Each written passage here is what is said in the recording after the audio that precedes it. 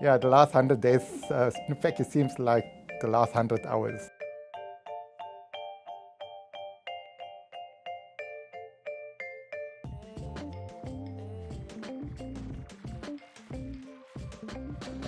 So I applied for the post of dean before COVID-19 struck. Had COVID-19 started a few weeks earlier, I probably wouldn't have applied for the post.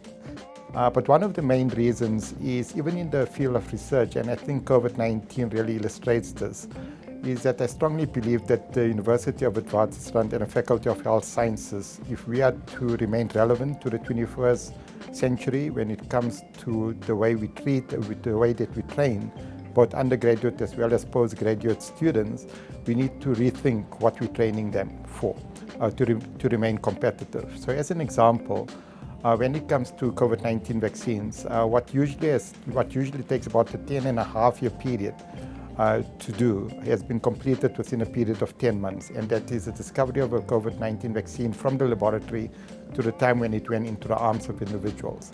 Now, what that tells us is that there's been a phenomenal change in terms of how research is being undertaken. Now, when we think of research, sometimes we think of it as being separate from the training of undergraduate students, but nothing can be further from the truth, because the training of the undergraduate students is going to inform the type of researchers that will evolve over the next 2 decades or so. So what really attracted me to this position is to be part of the change, which I think is essential for Wits University, for the Faculty of Health Sciences, and any other institution in Africa to undergo. It's a change where, if we are wanting to remain relevant, and if we are wanting to remain if we are wanting to be competitive compared to institutions in high-income countries, we need to rethink the model that we use to train undergraduate students, as well as the model that we use in terms of providing opportunities for research at a postgraduate level.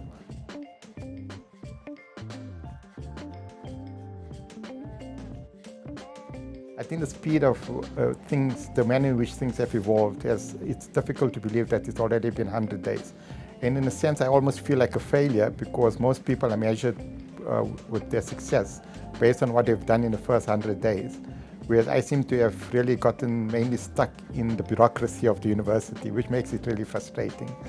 But at the same time, I've had ample opportunity of engaging with a number of people within the faculty. And in fact, the faculty had a retreat of its key staff over the past, just last week, where we were able to get down to the nitty-gritty in terms of what we believe as a faculty we need to move with regard to student training, with regard to research, with regard to how Wits can establish itself being a leader not only in South Africa but also on the African continent, which we already are, but how we can actually consolidate that position.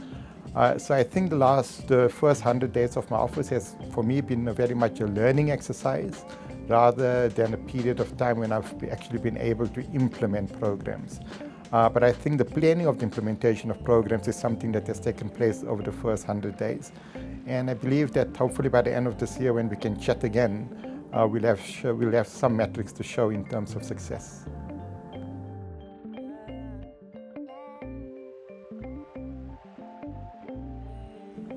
Well, being a researcher and a post of dean are very, very different, in that the post of dean is a bit much more complex, in fact, than being a researcher, because you're dealing with multiple different role players, you're dealing with student population, you're dealing with staff, and then you're dealing with the intricacies of a number of different schools that exist in the Faculty of Health Sciences.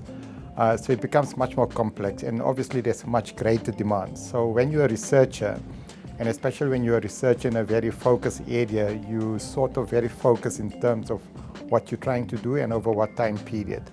Whereas being the Dean of the Faculty of Health Sciences brings along a number of challenges.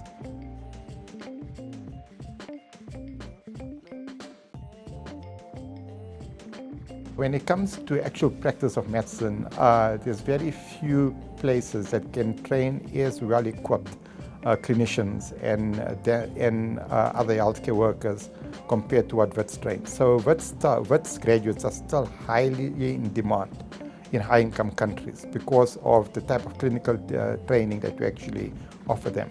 When you go to our hospitals, especially more so perhaps in a private hospital, which is better resourced, The type of facilities that exist in the private hospitals and in some of our key public hospitals is no different compared to what you would see on TV.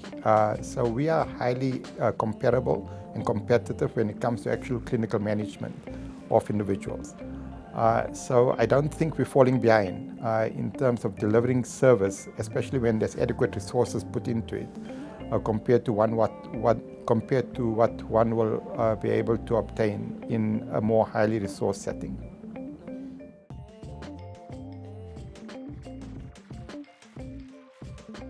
Yeah, so I think to maintain my sanity as dean, I need to keep involved with my research, or else I'll go insane and I'll probably just become strangled with all of the bureaucracy. And at the same time, the research keeps me driving in terms of keep me thinking about new questions that need to be asked. So what is my plan?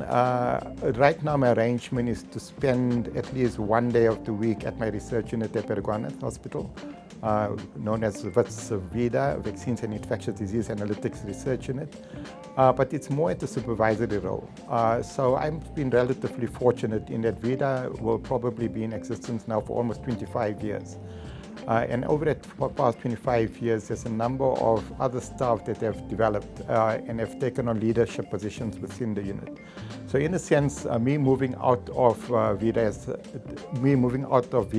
the director, I still remain the director, but not being there 5 days a week, actually creates opportunities for other senior staff to go on to a higher level, to take on more responsibility.